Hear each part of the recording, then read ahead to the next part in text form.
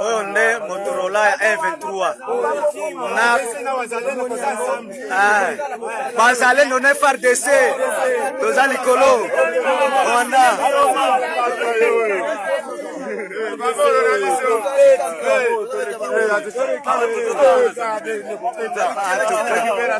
récupération na bebembe ezali ok bapeti bo nyonso baza na kati en tout cas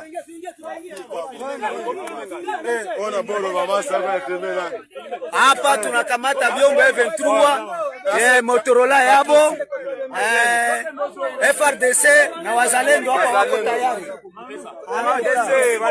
Wazalendo na FARDC to récupérer babo tunabaua ovyo na general Dodos awa tozana maya kadubwe PNRCA ezali likolo. En tout cas, yangoyo token Samwa yambalo moto asuka récupération tozo za bibembe. Ils n'ont aucune protection, aucune protection.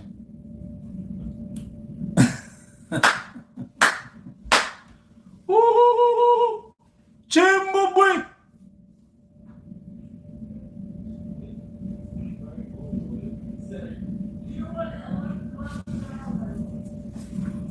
Willy Manzi, un Rwandais. Il s'appelle Willy Manzi Garambe. Voilà les gens qu'on nous dit ce sont des Congolais. Willy Manzi. Au cadre du M23. Vice-président du Nord Kivu. Vice-gouverneur du Nord Kivu. A été arrêté avec beaucoup d'autres individus rwandais par la gendarmerie canadienne à l'aéroport de Montréal. Il faisait partie de la délégation ou de l'équipe d'avance de Paul Kagame. Ils ont fait Kigali, Bruxelles, Montréal pour entrer aux États-Unis. Aujourd'hui, quand ils sont arrivés, les Congolais qui étaient dans l'avion ont dénoncé, ils ont signalé aux hôtesses. Les Congolais, des bons compatriotes, voilà les compatriotes que nous avons besoin. Des hommes de bonne qualité. Ils ont dit aux hôtesses, ne paniquez pas. Je vais vous raconter ce qui s'est passé. Ils ont quitté l'Europe. Ils sont entre l'Europe et l'Amérique. Au-dessus de l'Atlantique. Un Congolais appelle un hôtesse. Il dit, ne paniquez pas. Vous avez été formé pour gérer des situations comme celle qui va arriver maintenant. L'hôtesse dit, attends, de quoi tu parles? Il dit, je vous ai dit déjà de ne pas paniquer. Soyez calme. Est-ce que vous êtes calme? Oui. Est-ce que vous me garantissez, vous me promettez que vous n'allez pas paniquer? Il dit non. Nous avons été formés. Même pour les cas, les pires cas. À moins qu'ils te disent que maintenant là, il n'y a pas de pilote devant là. Il dit non, non, il ne s'agit pas de ça. Il dit ok. Vous avez 5 personnes dans cet avion qui sont des terroristes. Je t'ai dit de ne pas paniquer. Tu m'as promis, n'est-ce pas? Si tu paniques, je ne te montre même pas là où ils sont. Est-ce qu'on se met d'accord? Je dis ok. Donc, je ne veux pas que tu fasses un mouvement pour aller les parler. Tant qu'on n'est pas descendu, je vais te dire tout à 5 minutes avant que l'avion atterrisse. Tu veux rester en vie? Je dis oui. Si tu ne dis rien, si tu ne bouges pas, nous allons atterrir calmement. Maintenant, l'hôtesse a pensé que les terroristes là ont une bombe.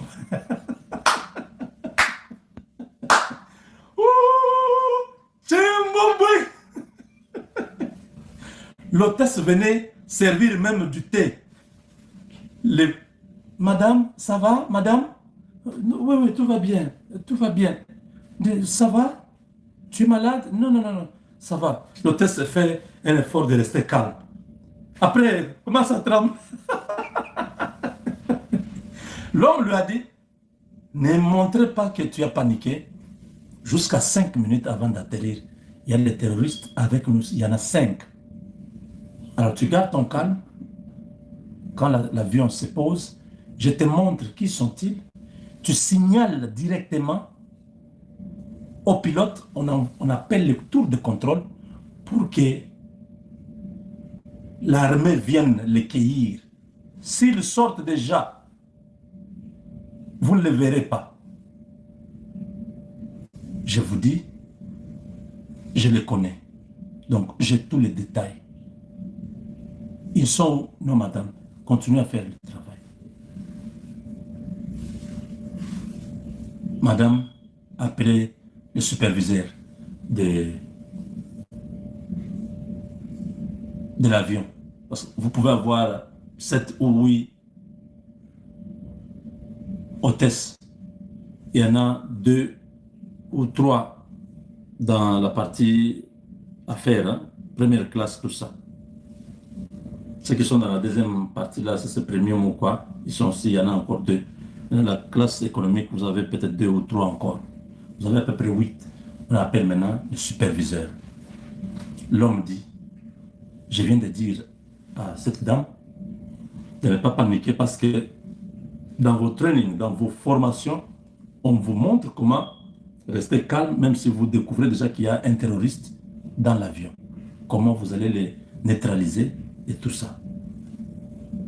Elle m'a confirmé qu'il ne va pas paniquer. Maintenant que toi tu es venu, tu es un homme, je te dis qu'il y a 5 terroristes dans cet avion.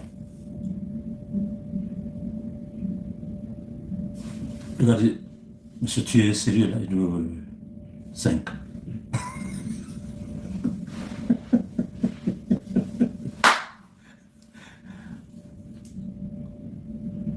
Finalement, c'est tous les hôtesses, tout le monde était au courant qu'il y a des terroristes. Ils sont, il dit non, je ne vais pas vous dire parce que vous risquez de les brutaliser, vous risquez de faire quelque chose ici, nous risquons de perdre le contrôle de l'avion. Avant d'atterrir, je vous dis qui sont-ils. Je les connais. S'ils ne sont pas là, arrêtez-moi. Ok? Alors, garantissez-moi que tout va bien. Et commence à atterrir. Les superviseurs viennent. Mais c'est où les gens là? C'est où? Dit celui-là, celui-là, celui-là, celui-là, celui-là.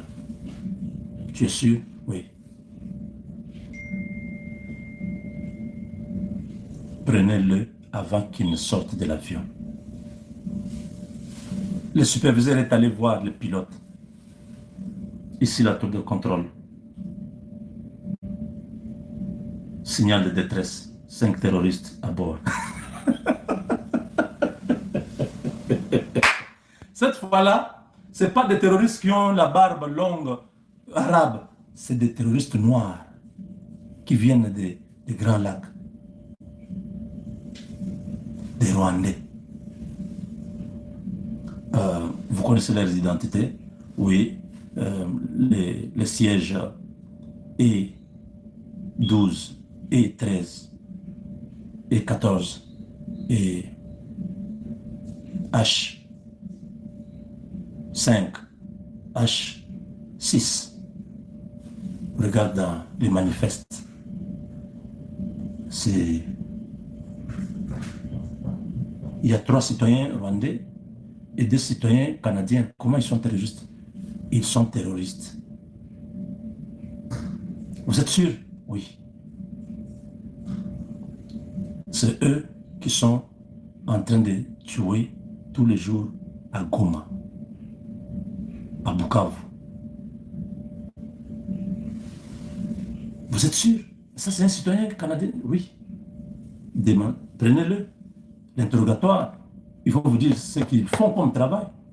C'est comme ça qu'on est venu prendre ces 5 personnes au bas On les a, l'avion est arrivé, on a demandé à tout le monde de rester assis. On a appelé les 5 hommes. Des gens gros là, très musclés, sont entrés. Monsieur, veuillez nous suivre. Oh, mais qu'est-ce qu'il y a? Prenez vos bagages.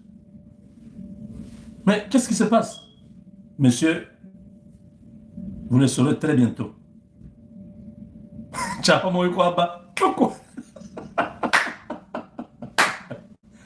Mais c'est encore Tshisekedi ou comment? Willy Manzi, avec les autres qu'il conduisait à Washington. C'est pour ça que je dis, mais c'est encore Tshisekedi ou comment? Tshisekedi est partout maintenant. Là, ils descendent. On les a sortis par une autre porte. Ils ne sont pas sortis normalement, par une autre porte. Directement embarqués par la gendarmerie canadienne. Mais si vous êtes en état d'arrestation pour acte de terrorisme, hein? Oui, citoyen canadien, par la loi, vous ne pouvez pas être dans un groupe terroriste. Vous êtes vice-gouverneur, c'est ça, oui. Vice-gouverneur de quel pays? De quel pays? Vous ne pouvez pas dire que le pays du Kivu. Il pouvait rire. Vice-gouverneur d'où? De Goma. Goma, c'est quel pays? Vous êtes dans quel pays? Oh, en RDC, vous avez un acte de nomination. Oh, terroriste. Yaka. Ça commence bien, hein? Faut être sûr, le Congo est à nous. Ici, je suis informé depuis le matin. Et Kalonji m'a envoyé aussi pendant que j'étais dans une des émissions ici.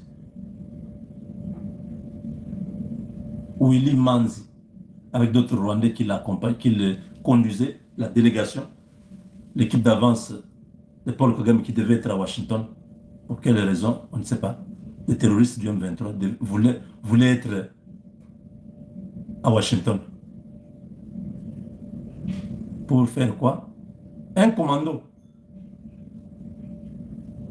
Des hommes de Kagame, des commandos. Ils venaient faire quoi aux États-Unis? Là, ils ont été conduits à la prison. Vous voyez comment on va accueillir tous ces gens? Nanga, tu es averti. Nanga. Nanga wa barba. Ouais. Ose même arriver à Madagascar. C'est là que tu vas bien comprendre qu'il y avait un mandat d'arrêt qui t'attendait. Allez seulement chez Museveni, allez chez Ruto. Limitez-vous là. Si vous mettez vos petites pattes là, même en Tanzanie, on vous prend. L'Interpol a déjà les noms de vous tous là. Là, on a regardé Willy Manzi. Ah, FBI dit, ces gars-là, on les cherche déjà. Et, prison fédérale. Fini. Kagame est déplumé. Ces petits envoyés sont maintenant dans une prison à haute sécurité, là où on a mis tous les Mohamed Hassan, les terroristes là, arabes. Ouais, ils sont avec eux. Je crois que ce soir, ils vont manger un bon vungoulé. Habibi, tu es déjà venu ici comme terroriste, comme moi. Tu es déjà brûlé combien de voitures comme ça? Tu es déjà mettre les bombes pour toi là-bas au Congo. Tu es déjà mettre pour toi les bombes là-bas. Pourquoi arrête-toi pour ici? Tu es déjà fait quoi? Tu es terroriste? Tu n'as pas de barbe comme ça. Terroriste, tu as la barbe. Tu dis Allah Akbar, tu tues les gens. Willy Manzi, tu es quel genre de terroriste? Tu n'as ni barbe. Des petits moineaux.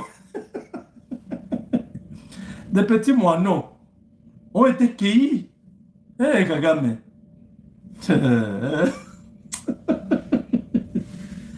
Quel terroriste? Nanga. Tu as vu? Les Congolais seront avec vous, Bakoti Kabinote. Tu vas entrer dans l'avion. Un Congolais derrière dit, ah, Nanga est ici. Ok. on va les servir. Yo, le cas jet, vole avec ton propre jet. Si tu es dans un avion où il y a les Congolais, non, tu ne vas pas atterrir. Avion est au Kouya, Congolais au Kamayo, au Tiayo Awa, tu risques de mourir dans l'avion. Quand on va Congolais, vous là, un faux terroriste. Parce que les terroristes, quand tu entres non, dans la prison, les gouverneurs là de la prison, donc les bandits là de la prison, ceux qui font la loi, on les appelle les gouverneurs. Ils vont se renseigner auprès du bureau de la prison, donc auprès du directeur de la prison. Les gars là, il a fait quoi? Il a dit non, c'est un terroriste. Il semble qu'il mange les intestins des enfants en Afrique, où il coupe les parties génitaux des hommes, il grille ça. Il dit, oh, alors, même moi, je n'ai pas fait comme ça. Je tue les gens directement. Je ne fais pas des choses comme ça. Il dit, oui, il est très dangereux. Il dit, les petits corps comme ça, il est terroriste. Par la barbe. Il fait comment, terroriste là-bas? Il dit, oui. Il coupe les têtes des gens. Il coupe, oui, lui là. Il a coupé 40 avant d'entrer dans l'avion. Tu déjà vu pour lui? Il dit, oui, les vidéos sont là. On enlève les vidéos. C'est lui. On prend toutes les vidéos. Les Congolais là, a même donné les vidéos. Et ce sont des terroristes, voilà ce qu'ils font à l'Est. Il a envoyé à la gendarmerie fédérale là, beaucoup de vidéos, on a coupé. Les histoires de ADF, tout ça. Il dit, voilà, les gars ici, c'est lui qui fait ça. Tu vois, Canada, c'est à presque 20 000 km de Congo. Est-ce qu'ils ont le temps de venir voir? Ils ont vu seulement que c'est un vice-gouverneur d'un endroit qui n'a pas de statut. Cet endroit-là, c'est la RDC. Comment lui est gouverneur à un endroit où il n'est pas reconnu par le gouvernement? Et tous les gens que vous voyez qui sont morts là, c'est lui qui a tué. Il a tué avant de venir dans l'avion. Il part à Washington.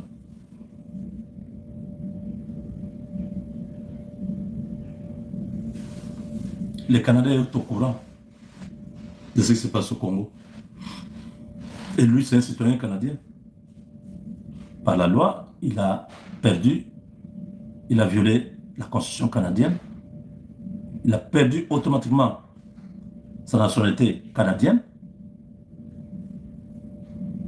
Maintenant, on saura, il aura quelle nationalité. Il est maintenant en prison au Canada avec tous ses amis qu'il a menés à Washington. Je ne sais pas, il venait avec tous ces tueurs-là pour venir faire quoi? Déjà, FBI aux États-Unis et les services secrets sont déjà au courant que Kagame vient avec des tueurs. Certains sont arrêtés déjà au Canada. On va vérifier dans sa délégation d'autres tueurs qui viendront, qu'on va stopper parce qu'ils risquent d'entrer dans la salle avec ces individus-là. La vie des autres présidents risque d'être en danger. Donc, voilà, chers amis. Donc, détenteur d'un passeport canadien accompagné de quelques individus rwandais, Manzi, selon certaines sources diplomatiques, conduit une délégation rwandaise qui devait être à Washington pour la signature de l'accord de paix entre Tshisekedi et Kagame à la Maison Blanche. Il a été dénoncé par un Congolais d'origine canadienne, un Canadien d'origine congolaise, avec qui ils ont été dans le vol depuis Bruxelles. Le Canada est interdit à ses citoyens d'être membres du mouvement terroriste. Donc moi, je vous ai donné un peu le scénario, comment il a dénoncé, comment la panique était dans l'avion, comment l'équipage s'était calmé. On a ciblé là où ils étaient, on a regardé dans la base de données, où ils étaient terroristes. Mais des terroristes noirs, de Grand Lac, sans barbe, sans bombe. Terroristes qui coupent les têtes des gens, qui dissèquent les corps humains, qui prennent le plaisir à voir des gens mourir vivants dans des puits. Et il est gouverneur d'un État qui n'existe pas. Vice-gouverneur d'un État qui n'existe pas. Tu es gouverneur où de AFC. AFC, c'est quel pays? Oh, nous sommes contre Tshisekedi. Non, non, nous voulons savoir c'est quel pays déjà. AFC. Coincé.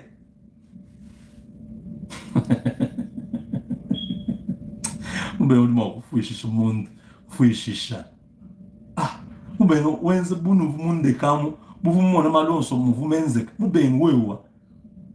vous pensez que c'est comment?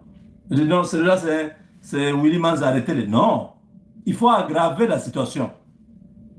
Il faut dire non, ce monsieur-là, c'est un terroriste pour faire paniquer tout le monde et faire que la situation devienne sérieuse, qu'on appelle déjà au sol, qu'on vienne prendre les gars.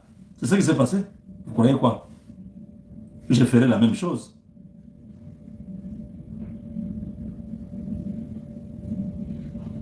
Je ferai la même chose.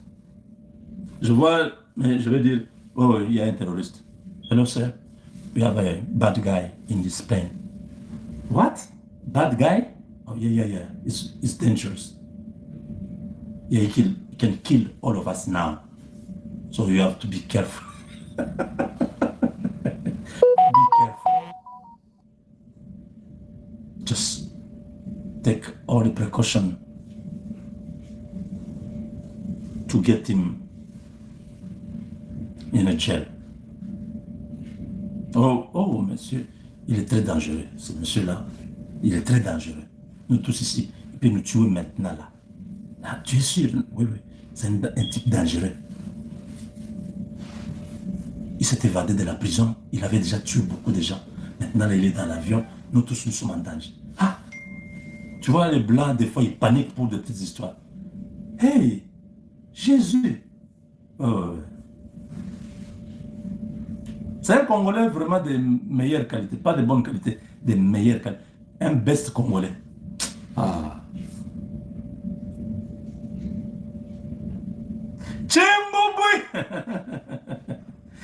Ça va chauffer à Washington, je vous dis. Il ne faut pas rester.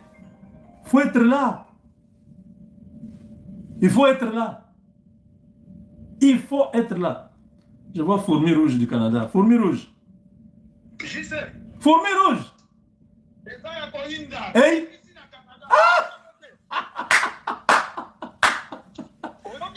Hey, Indi Mabe.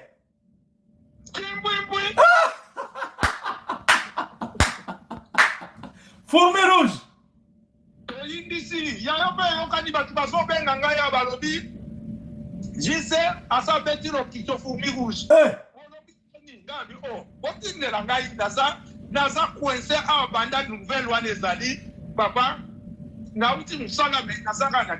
Fourmi Rouge. Na Belelio. Na ebisi ba Congolais nyonso baza na États-Unis. Ne restez pas chez vous. Boya, to sepela. Yoza na ambassadeur na biso ya bonne qualité waza na Canada. Yebisa ye azwa bis. Ba Congolais baza na bis bo traverser. Boya na Washington. Yena na pareil, ça la vite. Oyoki ya? Boza na belé. Yebisa excellence ambassadeur na bino. Ambassadeur a organisé na ebike ba nene aza la possibilité de ça lango. Boza bis. Que les Congolais soient nombreux. Même pour une journée seulement. 4 jours, il y a signature Boza Lawana. Soyez là même seulement les jours, les jeudis là. Après Topanzani. C'est important. Ata tozaka libanda wana ebele. Toye mobondo vraiment ebele. Mokili ekoyoka. Tokoyemba banzembo nyonso ya ba Congolais. Amen. Amen. Les Américains vont voir les événements. CNN sera là.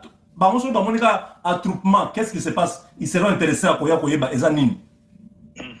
Ambiance il y a Léopard, Nigeria. Washington. Alors, nazo peso nouvelle. Oui. Nazo peso nouvelle. Na moni oza na retard. Naza en ligne. Na lo makambo Willy Manzi. Willy Manzi oyebi ke biso batu tosali masolo wana. Na dingira sala video. ambassadeur Abino Fourmi Rouge stoppé là. Ah, ok. On a une émotion, mais le coup la Bino va tout salir ma solo oyo. Vous avez l'émotion là en équita. JRC a confirmé tout ça, papa. Si vous avez confiance dans nga. Naza en direct, hein? Makambozolo batwazolanda. Nasa lobel, yaonde na lobela kutu. Limbisa. Oui, oui. Nakata.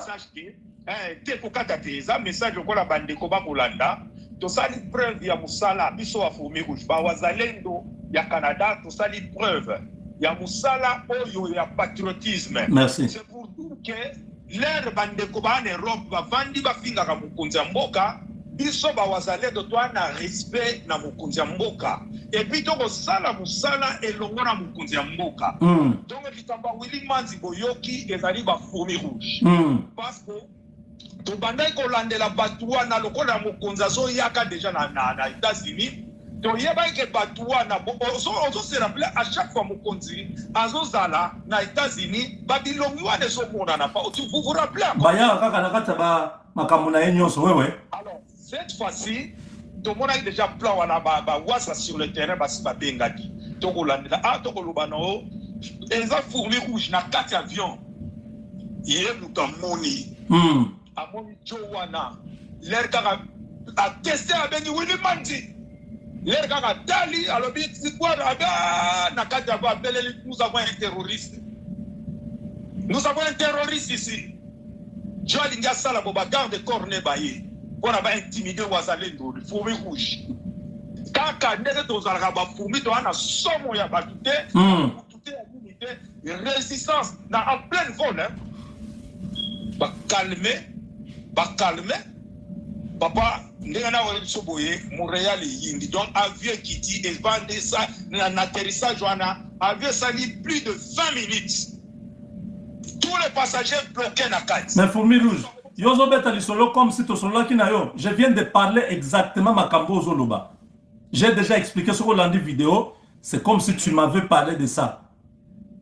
Alors oh papa, landa vidéo, ta vidéo, ici déjà. Landa vidéo, tu vas comprendre que tout ce que tu es en train de dire ici, moi je viens d'expliquer ça. C'est bon. Donc nous sommes dans la... Tout ça m'inspire mon corps. Je ne sais pas comment j'étais inspiré comme ça. Mais landa vidéo. Oui, et ça n'est pas si bien on faut confirmer que ça pour ça là, il y a un wazalé de Fourmi Rouge. Mais oh, dans le compatriote nabiso, ouais, à Canada, c'est Fourmi Rouge. Canada, c'est Fourmi Rouge, non? Exactement, exactement. Donc, tout ça, merci beaucoup. Informé, batouana bazan arrestation, tozo landa siko etikali wakancha na ba réseau wana nyostu, en tout cas tozo landa. Donc, plan na bango bezala ki ba ya kusala mwa msuku na événement oya les 4. Mais toza wana to confirmer présence d'Abisso, G7 tozo mona les 4. Merci. En tout cas, Fourmi Rouge, merci beaucoup. Salut à tous les Fourmis Rouges du Canada. Merci. Mes chers amis, vous voyez, quand vous êtes inspiré par Dieu, Dieu vous oriente toujours dans la même direction. Regardez ce qu'il vient de dire là. C'est un frère que je connais. Quand j'étais au Canada, on était avec lui. Nous n'avons pas parlé. Alors je vais envoyer l'information. J'avais déjà l'information depuis le matin. Il est arrêté dans l'avant-midi d'aujourd'hui. L'avion est arrivé le matin d'aujourd'hui. Pas juillet. Regardez ce que je vous ai expliqué.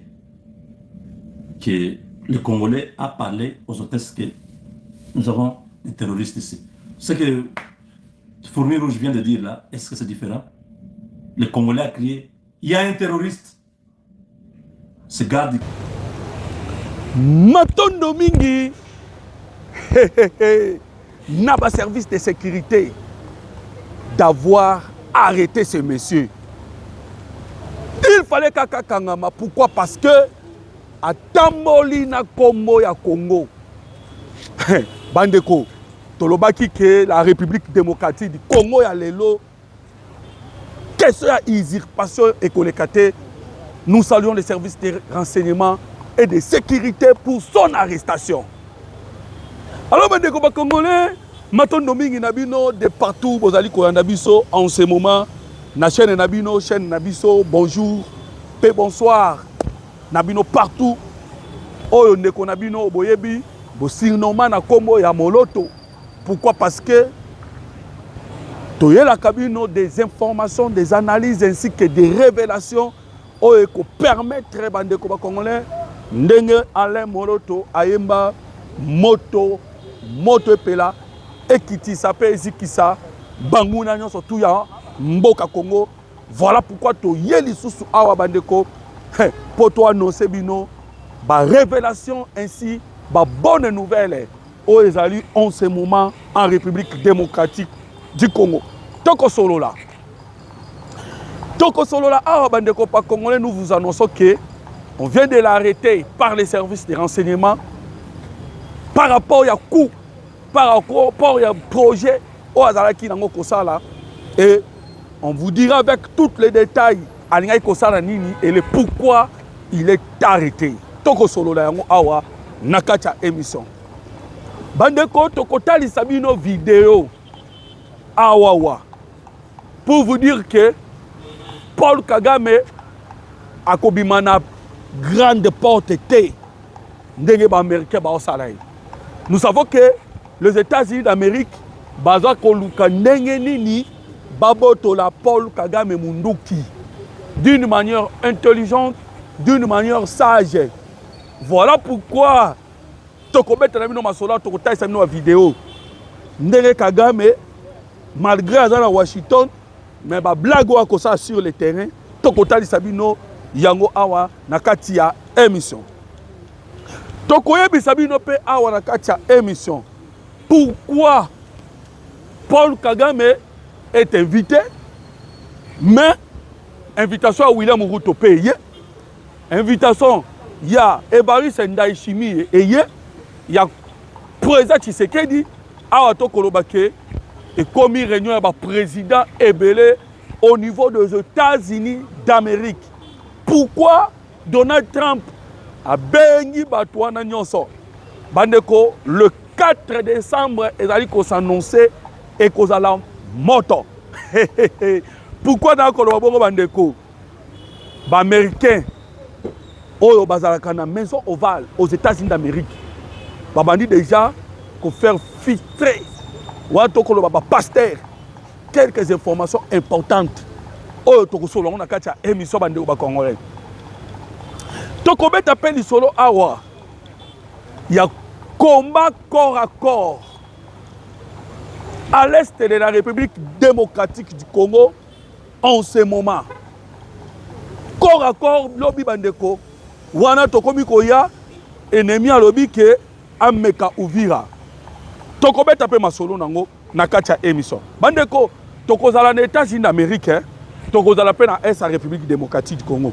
Vous savez que est la République démocratique du Congo tellement ezali important.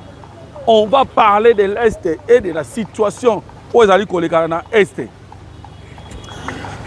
Awa tokoloba nebisa kibino na émission o eleka na kike.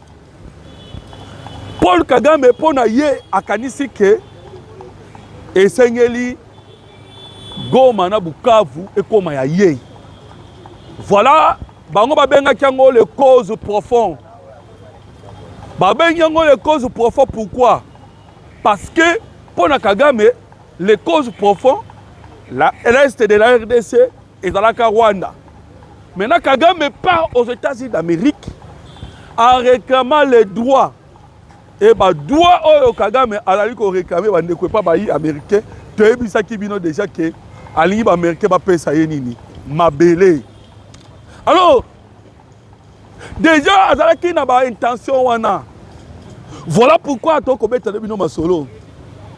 To moni déjà ba rwandaise na bi bien ba rwandaise. Ba bimi na ba information to lo ba bimi na média, voilà. Au nom Bisoba Nyamulenge, nous avons existé même avant le Congo. Tala babimisi batuti wana de partout. Oyo bazali musuba kenda na États-Unis d'Amérique au nom ya ba Congolais, o musuba zali na Belgique. Babimisi bango na mpoasa bandeko pour se défendre. Alors que biso topimeli qui Congolais na mutute. Nous avons bien dit, vous êtes Congolais. Parce que vous êtes né au Congo. Mais origine, il faut garder en haut. ozali originaire. Lelo to wana ba binational na biso non? Même bi bande ko na biso balandaka biso de partout. Aux États-Unis d'Amérique, en France, en Angleterre, partout. Ozali français, mais d'origine congolaise. Voilà. Vous aussi, vous êtes des Congolais d'origine rwandaise. Nous vous acceptons. Mais le mal est que ces gens-là, bande congolais, pour intérêt à Rwanda. C'est là où il y a des problèmes. Alors, il faut toloba. Il faut toloba. Alors, qu'est-ce qui s'est passé? Paul Kagame est déjà aux États-Unis d'Amérique. Il multiplie déjà les négociations, les lobbying. Azali Kosura déjà, les Américains ont soutenu Kaye. Kagame a soutenu déjà. Entre autres, les Congolais, réseau ya mafia, réseau ya multinational. Kagame a Kosura bango. Et en même temps, comme les États-Unis d'Amérique, à Bengi Bananaye, au bazalaka niveau ya Est ya République démocratique du Congo, Bamikubenga ba Congolais, basala pe ba réseau na bango mususu aux États-Unis d'Amérique, ba réseau na bango mususu ezali wapi bandeko ba Congolais, ezali en Europe, ba réseau na bango mususu ezali na Canada, ba bengani siko po basala bandeko. Un pasteur américain lobby boy. Makambo kolekana en ce moment aux États-Unis d'Amérique, pasteur on a lobby ezali un tournant décisif et historique pour la République démocratique du Congo. C'est un grand jour. Et awa to koloba Paul Kagame pe aux États-Unis d'Amérique. Aye mobimba na batu na yeme. Asimbi de la touche. Kagame piégé aux États-Unis d'Amérique, ses copains arrêtés, ses poulets arrêtés à Otokoloba, na Canada, même aux États-Unis d'Amérique. Trump déjà ça y est que Paul Kagame avait organisé un réseau ya mafia. Paul Kagame a organisé qui réseau ya terrorisme. Voilà pourquoi des arrestations de GC Bandaki avant même Kagame Aya. Aux États-Unis d'Amérique déjà, 30 000 au Baba qui déjà, après non, 38 000 déjà, Baba a arrêté. Réseau à ma mafia. Lui-même Trump a l'Oba qui déjà, oh non, Bozo Yawa, Bozo Loba, Congolais, ok. Bozo Nabinoba Rwandais. Le renseignement américain est bien déjà. Alors, réseau ya Paul Kagame est déjà démantelé au niveau des États-Unis d'Amérique.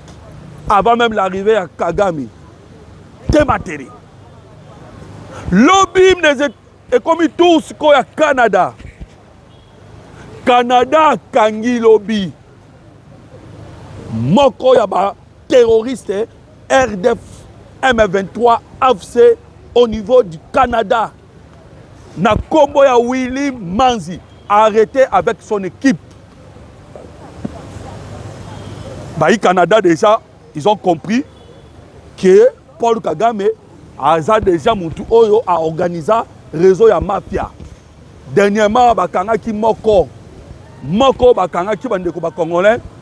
Cette personne yende la personne wato koloba. Azali koya ko yiba ba information. Koza ba information ya Canada kotindi kayango na Rwanda. Bandeko, lorsque vous voyez Kagame tant que vous êtes comme on a Kagame komatisa mapeka. Kagame azalaki komatisa mapeka pamba te. Amatisa ki mapeka parce que il était soutenu par le multinational d'entreprise de par-ci par-là. Et ces multinationales bazali kopesa pe information ya bamboka mususu. Pour que ait servi Paul Kagame. Tolobaki que nzete Paul Kagame amataki nde nzete yazali kokita. Amataki na nzete ya ba anglo-saxon. Bandeko, ce sont les anglo-saxons. Nde ba oyo ba mate nde nzete Kagame amataki. Lelo Kagame aokitaka pa ba anglo-saxon. États-Unis d'Amérique a rejeté, Grande-Bretagne a rejeté, Canada a rejeté, Australie a rejeté, Allemagne a rejeté. Lobi bakangi sikoyo le mécène auti koloba Willy Manzi. Arrêtez. Peba kumbi par force. Tina bureau de renseignement na niveau ya Canada. Avec son équipe. Bazaki ko préparer et loko moko ba kende ko meka yango au niveau des États-Unis d'Amérique. Batie maboko. Outi wapi? Olingi nini? Et bandeko c'est Willy Manzi était un Canadien d'origine rwandaise. Voilà la nationalité naïe. Mais tout d'un coup, Malamo s'est retrouvé dans SARDC comme étant vice-gouverneur. Le Canada lobby non. Biso awa na Canada, to soutenu le terrorisme était. Et yosko y na terrorisme awa na Canada. Vous êtes déjà considéré comme un groupe terroriste par le gouvernement congolais. Et pourquoi bino boye awa? C'est-à-dire que boye awa, boye ndeko tout abiso, boye ndeko pour saluer le Canada. Alors, nous vous mettons la main. Awa to koloba ndeko, il est dans katia maboko ya ba service de renseignement à Canada. Ce monsieur-là. Mais bandeko, faut savoir une chose. Dès na uti koye bisana yoke, Donald Trump alingi abimisa Paul Kagame na grande porte. C'est-à-dire, il multiplie toutes les stratégies possibles pour que botola munduki. Et pour botola munduki bien, vous voyez que Donald Trump atindaka Massad Boulos. Massad Boulos, il est qui? C'est lui l'envoyé spécial à Donald Trump. Atindika qui est Massad Boulos akendaki na Kenya, Massad Boulos akendaki Uganda, Massad Boulos akendaki na Congo Brazzaville, Massad Boulos akendaki na Nigeria, Massad Boulos akendaki na Afrique du Sud. Ozoka bakomba bamboka. Bamboka wana nyonso Massad Boulos akendaki. Ce sont des pays oyo Hippolyte Kanambe akataka mabele na biso. Otobengaka ba carré minier apesaka bango. Et atambolaki na bamboka wana nyonso pona komema le message au Donald Trump anango. Na bisaki bino déjà lobi que Donald Trump a choisi. Choisi pourquoi? Parce que ce pasteur, n'a pas dit que nous voulons la paix à l'est de la République démocratique du Congo. Et lui, a coquille jamais côté le pasteur. Hein? Jamais Donald Trump a été ma pasteur. Et voilà pourquoi si on a un moment oh yo, bande de Congolais, je vous donne une révélation. Parce que on a le pourquoi Donald Trump invite Route, Donald Trump invite Evariste Ndayishimiye, Donald Trump a bengi Mokozamboka, Félix Antoine Tshisekedi Tshilombo, Donald Trump a bengi Paul Kagame, Donald Trump a bengi le médiateur ya Togo, bandeko, Donald Trump a bengi bango tout boya. Match kobeta masikoyo a otokoloba na niveau États-Unis d'Amérique. Nda bengi bango. Mais Afrique du Sud, Donald Trump a bloqué yango. Vous savez pourquoi Afrique du Sud, Donald Trump a bloqué? Afrique du Sud, parmi Bamboka, oh, il va jouer rôle. Il y a déstabilisation de la République démocratique du Congo. Bandeko, l'Afrique du Sud. Parce que c'est Thabo Mbeki, fondateur, il y a infiltration dans la République démocratique du Congo. Thabo Mbeki. Tony Blair, l'ancien Premier ministre, il y a Grande-Bretagne. Tony Blair. Ozio Obasanjo, il n'y a pas de catalyse. Et Bobo Sanate Clinton. Bangonde ensemble va travailler qui. Et conflit entre le Rwanda et l'Afrique du Sud. C'est par rapport aux intérêts de la République démocratique du Congo des causes à conflit. Si vous avez des Congolais, Donald Trump selon une source. Oh, parce que pasteur. Ce que je vous dis, ce sont les déclarations. Il y a Moko, il y a pasteur, il y a Donald Trump Bandeko. Les Moko, il y a pasteur, il y a lobby boye. bandeko moko ba passer na lobby les États-Unis d'Amérique ezali n'importe quel pays. Alors bien les États-Unis d'Amérique eux mieux informés. Les Américains bazali mieux informés. Bayebi bazana toutes les informations sur cette rébellion. Sur Paul Kagame, et vous vous souvenez que Kagame va ça qui est Minduki et ça qui est américain. Et c'était Bill Clinton. Alors les Américains attendez-vous que Paul Kagame a une surprise. Bande comme Congolais. Kagame a une surprise. Donald Trump a côté la vidéo. Parce que Donald Trump est un spécialiste qui a humilié Batou. A humilié Paul Kagame na miso Batou nyonso na William Ruto. A côté vidéo. Moi je suis qui président Afrique du Sud. À côté la Kagame vidéo, tala Batou Yoboma, tala ba rapport, il y a Human Rights, tala ba rapport, il y a Amnesty International, tala ba rapport, il y a ba expert, il y a Nations Unies, tala rapport mapping, tala Batou Yoboma, tala ba viol, tala boy, il va rencontrer cela devant Donald Trump. Ba surprise ezali. Batondo mingi na mokonza mboka Félix Antoine Tshisekedi Tshilo mo bandeko ba Congolais botiela e ba j'aime ebele komela biso kana commentaire je soutiens le président Tshisekedi parce que bandeko il a parlé avec son cœur na Serbie. Le président Tshisekedi a lobi na kei kuna et na États-Unis d'Amérique pour te mettre fin il y a M23. Mais mokonza lobi le comment c'est important. Alors bi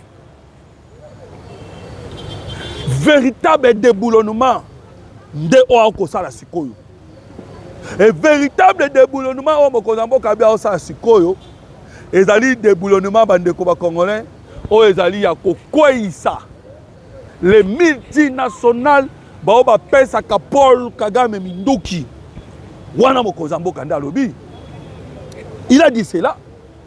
Abi le dossier ya mboka Congo. La situation de la République démocratique du Congo est si profond et que à tel point que et comme qui difficile, les groupes rebelles non sont là, ils ont tiré source. Il y a des armes et c'est au travers de quoi des multinationales. Voilà pourquoi nous avons que en ce moment Paul Kagame est tellement tol qu'un fight. Ah otokoloba bandeko. Paul Kagame a outi ko kotisa. Toza na vidéo. Ba vidéo ezali bandeko ba Congolais. Na suka to pesa ka numéro, obengi biso poto tshela o numéro, to tshelo ba vidéo. Paul Kagame a outi ko kote susu quelques mituka avec des militaires rwandais. To outi ko mona ba vidéo. Na système ya tanga tol ken fight. On vient de voir ba vidéo. Mais tout na ngani ni sikoyo. Kagame a kotisi ba mituka na pambate. Et Kagame a accepté qu'aux États-Unis d'Amérique pambate. Kokot sami tuko a kotisi bandeko. C'est parce que la prophétie doit s'accomplir. C'est parce que la parole est sengeli et kokisama. Parole en wezanini. C'est celui qui tue par le paix mourra par le paix. Kagame va continuer la guerre. Après la signature de l'accord de Washington, Kagame a continué la guerre. Oui, mais pourquoi Kagame a quelque signé? Il a asphyxié. Les sanctions américaines comme il est tellement kilos. Les sanctions américaines. Tellement asphyxié. Voilà pourquoi dans les sanctions, les Américains sont liés. Bande de Congolais. Ils ont la possibilité de minérer. Kagame n'a plus de possibilité. Il y a côté minérer. Le stockage est tondi kuna. Parce que l'Amérique a l'obaki. Moutou tout a consommé minérer au dans la République démocratique du Congo. Et surtout, les Américains. Trump a l'obaki a sanctionné. Donc, comprenez déjà que cette situation est rendue déjà le Rwanda faible. et asphyxié Rwanda et bloqué Rwanda à tel point que le Rwanda n'avait plus encore le choix. Paul Kagame a commencé à le choix à l'Ukandengenini à s'humilier. Voilà pourquoi il s'humilie les Congolais. Et selon toutes les analyses et les analystes, Balali Kolobake, en fait de compte, Paul Kagame qui cherchait comment Abimana Liboulou, ou Azalaki Nango, c'est-à-dire, il y a cause d'Andéreni à Koyukoteka, Baminere, à cause maintenant l'opportunité après la signature à Kesko Ateka Minere, Poisson Mamindouki. Voilà pourquoi je vous ai dit, malgré la signature de l'accord de Washington, Paul Kagame ne va pas lâcher, Akoya toujours sur le terrain, Ameka Kobunda, Wande Passe Tokozwaï. Bandeko, vous pouvez tirer l'exemple dans la Bible. David Azwaka Salomo, Nanga Koloba Samuel, Saoul. David Azwaka Saoul, Nalibulu, Akata eteni ya elamba ya Saoul. David. Asimi pe eteni ya elamba Saoul, ayebisi Saoul, mokonzi nanga yo yeyo. J'avais la possibilité de te tuer. Mais nabomi yote. Changer. Et vous savez quoi? Saoul a tika quitté. Nde salaki ke Saoul a ke kokufa ye moko. Pourquoi? Parce que Makila, ils allaient réclamer. Kagame a tué beaucoup de Congolais. Kagame, avec James Kabarebe, je pense que Boyoki, que l'obi a nommé James Kabarebe, il sous-soin. Alors, Aza a tourné James Kabarebe. Soit l'ongolais na défense, a tindé na diplomatie. Soit l'ongolais na diplomatie, a donc c'est na défense. Alors, Tokoloba, James Kabarebe, Azalaki na diplomatie. Comme je vous ai dit que Paul Kagame veut faire la guerre, alors James Kabarebe na diplomatie a mis Sikoyo na armée.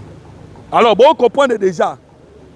À cause ici, sous conseiller spécial, il y a défense et sécurité. Et vous savez que James Kabarebe Azalaki Nani pe Azanani. James Kabarebe, c'est lui le cerveau moteur. Mutu Oyo Asimbi Rébellion. James Kabarebe. Alors, Sikoyo a nommé Soussou, comprenez que Kagame déjà se prépare que après la signature, il y a l'accord de Washington et que a lancé l'attaque sur la défense et la sécurité, a lancé l'attaque diplomatique. C'est clair, parce que la nomination Sala Kilobi est alliée sur Yango. Voilà pourquoi les Congolais de partout ont compris que Paul Kagame n'est pas Wana. À côté Kamandou quitté, c'est qu'il faut Kaka lui asphyxier.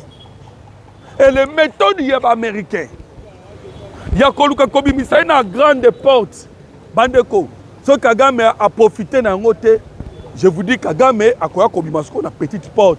Mais ce qui est vrai, Kagame a une petite porte. Aimez l'émission Bandeko, partagez les liens, partagez pour permettre aux Congolais de partout Baye Bapé Ozali Kolekana en République démocratique du Congo Mbokanabino Mbokanabiso. Alors Bandeko, ndenge na uti koye biso ke peu importe Ozali Kolekana. Tozali kosenga na ba service de sécurité bozala toujours lisu kola lisu. Nous vous demandons bozala lisu kola lisu. Pourquoi? Parce que toyoki déjà na moment to signé Kagame akoti ba soda. Na moment to signé Kenya akoti si ba mercenaire na ye. Na moment to signé na Lubumbashi kuna ba tumbi ba dépôt, tumbi dépôt. Na moment biso to signé ba me fait to ba luka ba progresser. Tout ça c'est pour dire que Kagame veut toujours la guerre. Mais cette fois-ci, Bandeko, la République démocratique par la lité. Tout ça qui bino déjà. Vous voyez que le président de la République a signé qui déjà qui budget il y a 8 milliards. 8 milliards on est là pour la armée. En 2026. Cela veut dire on donne maintenant toutes les possibilités et toutes les chances que nous donnons pour que la guerre ait mécanique là d'une manière congolais diplomatique. Parce que dans le siècle autosali ya lelo ba conflit ezalaka toujours ici la canandière la diplomatie. Alors nous attendons maintenant le signal n'a pas ya ba nyonso balia ke longo na Paul Kagame n'a pas ya ba tutu. Nous attendons ce signal fort. Lorsque signal fort wana ce qui va saisir l'occasion te bandeko nde ba ko sentir sikoyo le fait ya ba FRDC. Nous vous le disons. Ba ko sentir le fait. Ndeko moko tuna kinga motuna peut-être yo pour ko comprendre. Ayibisinga mais président Moloto yebisa biso. Quels sont les accords oyo toko signé na Washington? Bandeko na Washington accord oyo le président esengeli ba signé ezali lokola misato.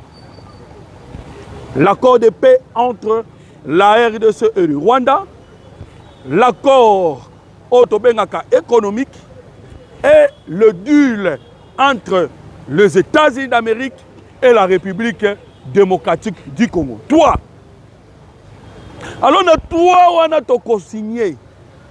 Ndena uti koloba. Ya liboso, l'accord de Washington. N'a pas kibino déjà que on a problème exacté parce que l'accord de Washington, ce qui est au côté, au fond de porte, il y a l'accord de Washington.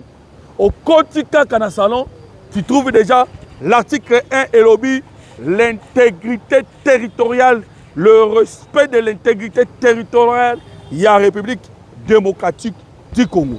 Là, c'est un. Deuxième point, le respect de la souveraineté, il y a la République démocratique du Congo. Alors, comprenez déjà, ça c'est l'accord de Washington. On ouvre la porte. Et c'est ce que Kagame et le président Tshisekedi vont signer, et avec des témoins africains tout autour. Alors, où est le problème? Deuxième accord toko signé. Toko signé bandeko ba congolais, l'accord économique. Wanezali entre les nations. Commerce entre les nations. Et à Souka, il y a Misatou. Toko signé. Bandeko, c'est le deal entre la République démocratique du Congo et les États-Unis d'Amérique. Bandeko, deal wana ezali neti biloko krito na sala ki na bisote. Deal wana ezali entre les nations. Ndenge omona ba américain parce que to loba ka ba américain o ngsamboka te. So ki to signé wana ezali deal entre les nations et c'est avec le respect. Ezali lokola deal o boyoka ka ba américain ba signaka elongo na Arabie Saoudite. Ezali lokola deal o boyoka ba américain ba signant elongo na Corée du Sud. Alors vous comprenez que ba deal ne yango wana otozela. Bandeko ezali à peu près 600 milliards 600 milliards auto signé entre État et État. Alors vous comprenez que tous les maman na likambo. Tous la maman na likambo. Lobby. C'est cette signature. Oh, c'est important pour Nabiso. Alors vous imaginez que tu as signé avec deal na États-Unis d'Amérique, gagnant, et Kagame même venir encore mettre du désordre. C'est fini. C'est fini pour Paul Kagame et bandeko ba congolais. À cause de la kakawana se contacter alia kabamiet. Et au komona lelo oyo ba Rwandais bakoya ebele awa na République démocratique du Congo. Ils ont découvert des miels. Rwandais n'inga pas benga congolais. Ndenge ba congolais musu ba n'inga pas benga ba américain. Parce que ba mona ba Amérique ndeli kolon. C'est ce que font les Rwandais. Ils aiment que babenga bango ba Congolais. Bakobwa kangunda awa et toyamba bango, on n'a pas de problème bandeko. Venez partout dans Mukini Mobimba, boya na paradis terrestre, la République démocratique du Congo. Tokoyamba bino parce que nous sommes un peuple béni et fort de l'Éternel. Voilà, je remercie ma pasteur des États-Unis d'Amérique. Bango tout, ma pasteur des États-Unis d'Amérique. To remercier bango. Pourquoi? Parce que bazana bolingo envers la République démocratique du Congo, c'est pasteur. Babuki mabolongo na bango pona ko prier. Pona ko prier pona mboka Congo. C'est pasteur.